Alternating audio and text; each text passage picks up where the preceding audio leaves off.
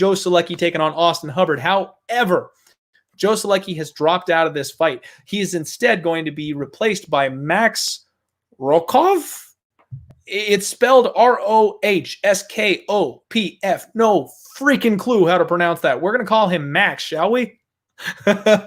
So Max is stepping in on short notice, and he is taking on Austin Hubbard. This is a very, very strange fight to me. So when I broke down the fight, I was tape studying for Joe Solecki, Austin Hubbard. That was going to be an absolute banger. Great night of fights. You know what I mean?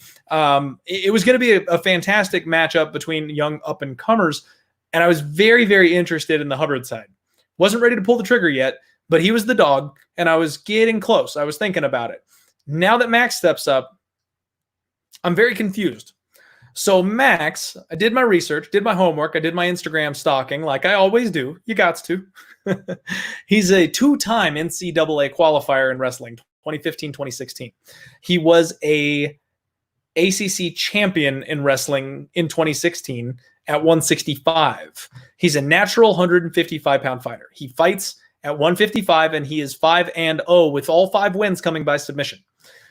However, on 6/9, so just 6 days ago, he tossed out a tweet that he hasn't been able to train for 2 weeks because of an injury that's been bothering him. And then just a day or two later, he accepted the call to the UFC. I believe that tweet has been deleted since. So very, very interesting. He is shooting his shot here, but there's a decent chance he's coming off the couch. And he's coming up a weight class on short notice as well. He's got a good stiff right hand. This kid is physically built. He's a brick shit house. So at 155, he does look like a monster, and he's going to have about 1 inch of height on Hubbard, so he will look like the taller man in there, but I think he's going to be the slimmer man as well. He's a submission machine. This kid chains submission and wrestling attacks constantly. So if he gets you on the mat, you could very much be in trouble. However, the fight that I saw him in, his most recent couple of fights I couldn't find. They haven't been released by the promotion yet because they were just earlier this year. But in 2019, he fought for FFC 35 against Omar, and it was a first-round submission win, but he is very much submission over position.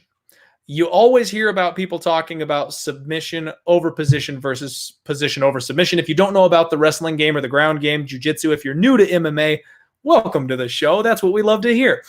Basically, what that means is you want to establish your dominant position on top of your opponent before you try to take them out.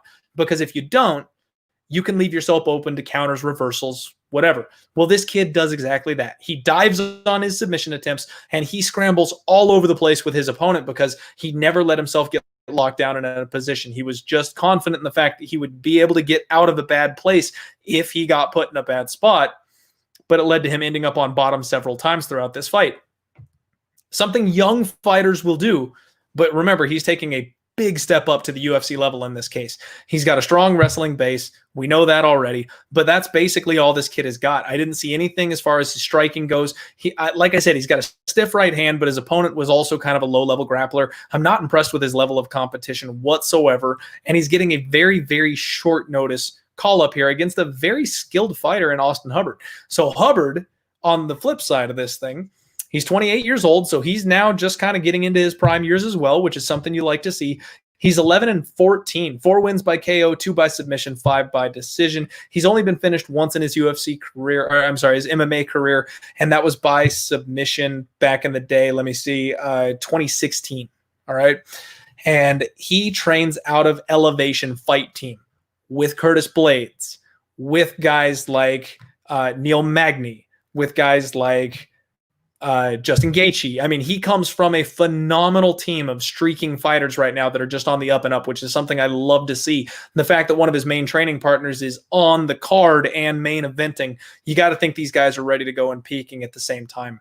He has great side-to-side footwork. He attacks with good leg kicks. He has these big step-in knees that you really saw shine in his last fight with Marco Madsen, and he cuts beautiful angles. He feints well with his hands. He's got good head movement, and he has a very, very strong ability to work back to his feet. Hubbard, somebody doesn't like Hubbard. So he's 1-2 in the UFC, and that doesn't sound impressive, but his UFC debut was Davi freaking Ramos. If you know the UFC at all, you know the name Davi Ramos, one of the strongest, most dangerous grapplers the UFC has to offer. Built like a brick shithouse, just a world-class talent. And that's your first fight in the UFC? Are you kidding me? This kid manages to go all 15 minutes. He took some big shots. He got taken down 3 times. He didn't get submitted, and he made it all the way to the judges' scorecards. That impressed me. In a loss, he impressed me.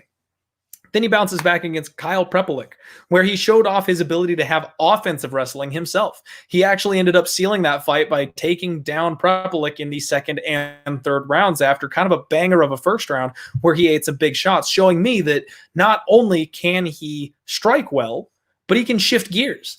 And he can grapple well enough at the UFC level to beat an opponent that's a worthy challenger. So he wins a 15-minute decision with Kyle Prepelic. And then his last fight, earlier this year in 2020, he takes on Marco Madsen, an Olympian, a wrestling Greco-Olympic medal winner.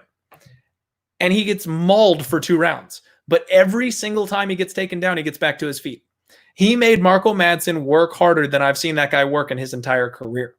And it was apparent how good his striking was. And then when they got to round 3, you would think this guy being ragdolled for 2 straight rounds, he'd be out of gas and just trying to get to the final bell. No, he put it on Marco Madsen in the 3rd round. His gas tank is unreal for a guy.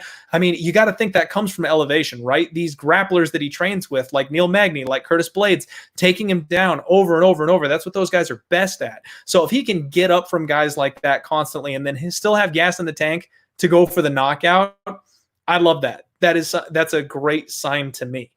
So I basically love everything that Hubbard is bringing to the table. And what we see, if we jump on over here to best fight odds, is right now, the opening line on this was a pick'em. Max has been bet all the way down to minus 165. People are losing their minds betting on this kid, Max. And I've got a couple of angles that I like to take. Now, for those of you that are new to the show, I know we've got a lot of new viewers tonight. First off, thank you for tuning in. But second, I'm not a professional bettor, okay? So I don't have a spreadsheet with power rankings of MMA fighters. I watch a lot of tape study. I've done some training myself. The knowledge is all up here. There's a couple angles I like to take. I like fading people who are stepping up in competition. So if you're taking that first pop up, either from being an unranked guy to fighting ranked people, or from a non-UFC fight to your first UFC fight, if you're fighting the right opponent, I like to bet against you because it's very, very difficult to do. There's an adrenaline dump. There's extra pressure. You're under the bright lights. And just being exposed to a new level of talent is always going to be something that's a bit of an issue. So this kid is making his UFC debut, and he's got 5 fights so far to his name. 1 time he has been to the 2nd round. Every single other one of his fights, he's finished by 1st round submission. And the fight that got to the 2nd round, he finished by 2nd round submission.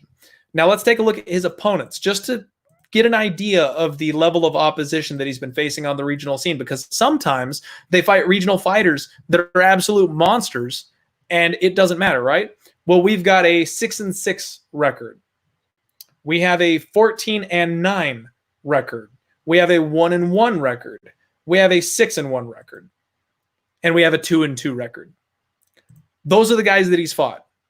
So most of them are 500 fighters, and only one of them had a respectable record out of that entire group. None of them are in big shows. None of them are in big organizations. He's a regional scene hero, and maybe this kid is going to be UFC caliber. Maybe. But we have no idea what he can do on the feet.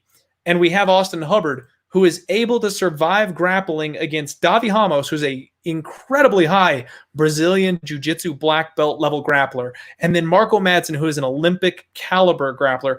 And you're telling me that we're going to get plus 140 on that kid? So what I'm going to do right now, folks, I'm not going to make that an official pick.